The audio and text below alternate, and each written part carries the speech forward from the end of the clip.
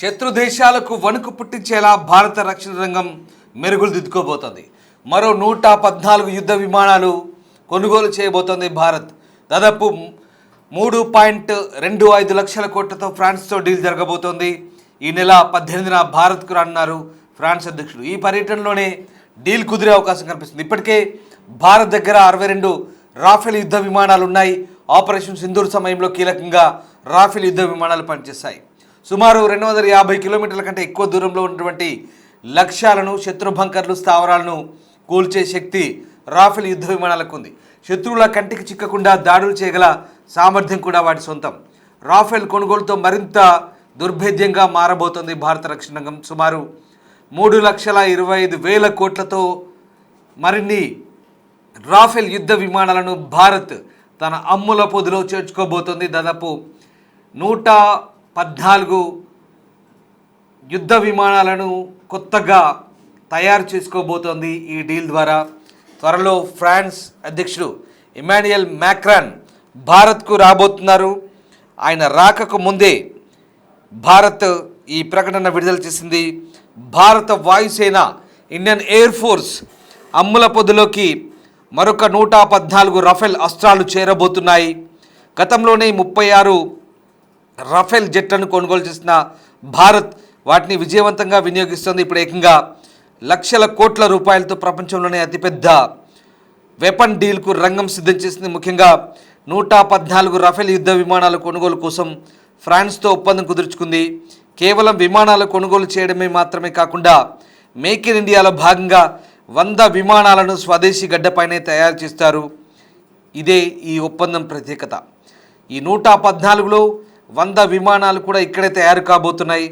అందులో విమానానికి సంబంధించినటువంటి వెనక భాగం, అలాగే సెంట్రల్ ఫ్యూజులకు సంబంధించినటువంటి కొన్ని కీలక పరికరాల అమెరికా కూడా మన గడ్డ, మన హైదరాబాద్లో తయారు కాబోతున్నాయి. మన హైదరాబాద్లో కూడా ఈ రాఫెల్ యుద్ధ విమానాలకు సంబంధించినటువంటి రూపకల్పన కూడా జరగబోతుంది.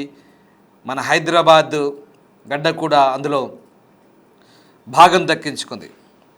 సో ప్రస్తుతం భారత గగనతల రక్షణ కవచం మరింత పటిష్టం కాబోతుందనడానికి ఈ రాఫెల్ యుద్ధ విమానాల డీల్ ఒక ఉదాహరణ కాబోతుంది. ఫ్రాన్స్ అధ్యక్షుడు ఇమాన్యుయల్ మ్యాక్రాన్ ఢిల్లీ పర్యటనకు ముందే భారత రక్షణ శాఖ ఒక చారిత్రక నిర్ణయానికి సిద్ధమైంది. సుమారు 3,25,000 కోట్ల వ్యయంతో 114 రఫేల్ మల్టీ రోల్ యుద్ధ విమానాలను కొనుగోలు చేసేందుకు గ్రీన్ సిగ్నల్ ఇవ్వబోతోంది. ఇదే కనుక జరిగితే భారత రక్షణ చరిత్రలో ఇది అతిపెద్ద ఆయుధ ఒప్పందంగా మారే అవకాశం కనిపిస్తోంది. దీని ప్రకారం 114 విమానాలు సుమారు 100 భారత్లోనే తయారు చేస్తారు. దీనికోసం ఫ్రాన్స్ చెందిన దసాల్ట్ ఏవియేషన్, భారతీయ దిగ్గజం టాటా అడ్వాన్స్డ్ సిస్టమ్ మధ్య వ్యూహాత్మక భాగస్వామ్యం కుదిరింది. అత్యాధునిక యుద్ధ విమానాల సాంకేతిక పరిజ్ఞానాన్ని భారత్కు బదిలీ చేయడంతో పాటు హైదరాబాద్లో వీటి విడిభాగాల తయారు కోసం ఒక అత్యాధునిక కేంద్రాన్ని కూడా ఏర్పాటు చేయబోతున్నారట. ఇదే కనుక జరిగితే 2028 నాటికి ఇక్కడి నుంచే మొదటి ఫ్యూజిలేజ్ అంటే విమాన మధ్య భాగం కూడా సిద్ధం కాబోతోంది. ఇది మన హైదరాబాద్ నుంచే కాబోతోంది. మనకు గర్వకారణంగా ఉండబోతోంది. ముఖ్యంగా టాటా గ్రూప్ కావచ్చు, అలాగే దసాల్ట్ ఏవియేషన్ కావచ్చు, ఈ ఒప్పందంలో భాగంగా హైదరాబాద్లో ప్లాంట్లో విమానం వెనుక భాగం, సెంట్రల్ ఫ్యూజిలేజ్ ముందు భాగాలను తయారు చేస్తారు. నెలకు 2 పూర్తిస్థాయి ఫ్యూజిలేజ్లను తయారు చేయడాన్ని లక్ష్యంగా పెట్టుకున్నారు. ఇక తర్వాత కంప్లీట్ అసెంబ్లింగ్ మాత్రం ఫ్రాన్స్లోని మెరిగ్నాక్ ప్లాంట్లో జరగబోతోంది. ఈ భారీ ఒప్పందం పూర్తయితే ఫ్రాన్స్ బయట రాఫెల్ను అత్యధికంగా ఉపయోగిస్తున్న దేశంగా భారత్ అవతరించబోతోంది. మరి ఏంటి ఈ రాఫెల్ యుద్ధ విమానాలకు అంత ఇంపార్టెన్స్ ఎందుకు, భారత్ ఎందుకు అంత ప్రాధాన్యత ఇస్తుంది, ఒక్కసారి మీకు చెప్పే ప్రయత్నం చేస్తాను. రాఫెల్ అనేది కేవలం ఒక విమానం మాత్రమే కాదు, అది ఒక ఎగిరే మారణాయుధం. చూస్తున్నారుగా దాని ఆకారం, దాని తేజస్సు ఎలా ఉందో, ఎంత షార్ప్గా వెళ్ళి శత్రు లక్ష్యాలను ఢీకొట్టి విధ్వంసం చేయగల ఒక మారణాయుధం. అది ఆకాశంలో ఎగిరే ఒక మారణాయుధం. రఫేల్ అంటేనే ఒక విధ్వంసం. ఆపరేషన్ సింధూర్లో అది ప్రూవ్ చేసుకుంది. సో రకంగా ఇప్పటికే భారత వాయుసేన దగ్గర 10ల సంఖ్యలో విమానాలు ఉన్నాయి. గతేడాది ఆపరేషన్ సింధూర్లో తమ సత్తాను చాటాయి.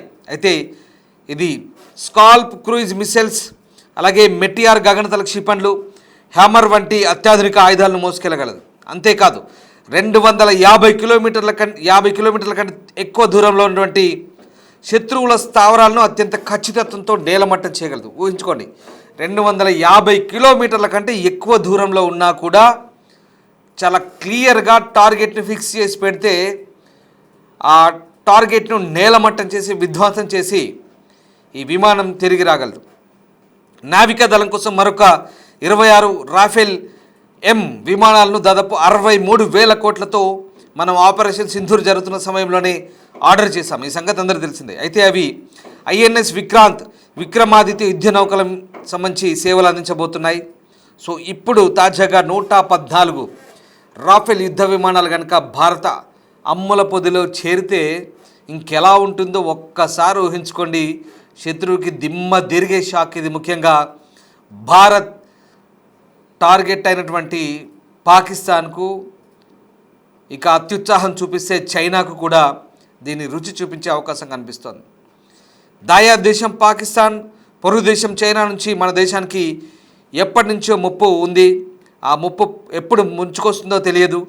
అనుక్షణం అప్రమత్తంగా ఉండాల్సిన పరిస్థితి. ఈ నేపథ్యంలోనే భారత్ తన రక్షణ రంగాన్ని బలోపేతం చేసుకోవాల్సిన అవసరం కనిపించింది. శత్రు దేశాల నుంచి వచ్చే దాడులను సమర్థవంతంగా ఎదుర్కోవాలంటే త్రివిధ దళాలను మరింత పటిష్టం చేసుకునే పరిస్థితి. ఇందులో భాగంగానే మరొక కీలక రక్షణ ఒప్పందం ఇది. It's a biggest deal. Rafale యుద్ధ విమానాలకు సంబంధించినటువంటి 3,25,000 కోట్ల డీల్ ఇది. భారత రక్షణ చరిత్రలోనే ఇది ఒక అద్భుతం కాబోతోంది. అదిగో మీరు చూస్తున్నారే, అవే రాఫెల్ యుద్ధ విమానాలు. మన దేశాన్ని ముందుకు నడిపిస్తున్న మన ప్రధాని నరేంద్ర మోదీ, మన శత్రు దేశానికి సంబంధించిన ఆ వ్యక్తి స్క్రీన్లో షెహబాజ్ షరీఫ్, పాకిస్తాన్కు చెందిన ఒక పనికి మాలిన నేత. ఎస్, ఇక భారత వైమానిక దళ బలాన్ని మరింత పెంచే లక్ష్యంలో భాగంగా దాదాపు 3,25,000 కోట్లతో ఈ యుద్ధ విమానాల ప్రతిపాదనకు అంగీకారం కుదురుతున్నట్టుగా తెలుస్తోంది. ఈ మెగా డీల్ సంబంధించిన ఒప్పంద పత్రాలపై సంతకాలు త్వరలో జరగబోతున్నాయి. ఇమ్మాన్యుయల్ మ్యాక్రాన్ ఫిబ్రవరి 3వ వారంలో న్యూఢిల్లీకి రాబోతున్నారు. సో న్యూఢిల్లీకి ప్యారిస్కు మధ్య ఒప్పందం జరగబోతోంది. అవి కూడా భారత్లోనే తయారు కాబోతున్నాయి. మేక్ ఇన్ ఇండియాలో భాగంగా ప్రధాని Narendra Modi make in India అని, ఆత్మనిర్భర్ భారత్ అంటే చాలామంది ఎగతాళి చేశారు. ఇవన్నీ కుదురుతాయా, ఇవన్నీ సాధ్యమవుతాయా అనుకున్నారు. కానీ ఇదే ఆత్మనిర్భర్ భారత్పై మన డిఆర్డిఓలో, మన కంచన్ బాగ్లో, మనం హైదరాబాద్లో చాలా మిసైల్స్ తయారవుతున్నాయి. మన మిథానీలో చాలా మిసైల్స్ తయారవుతున్నాయి.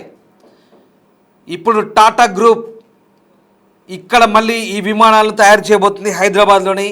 మన ఆదిబట్టలో ఇప్పటికే ఈ విడి భాగాల సంబంధించినటువంటి కర్మాగారం ఉంది.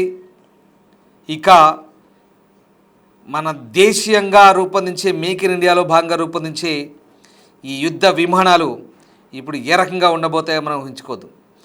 దేశ సాంకేతిక పరిజ్ఞానాన్ని, దేశీయ రక్షణ బలోపేతానికి ఇచ్చే గణనీయమైన ప్రోత్సాహమే ఈ మేక్ ఇన్ ఇండియా.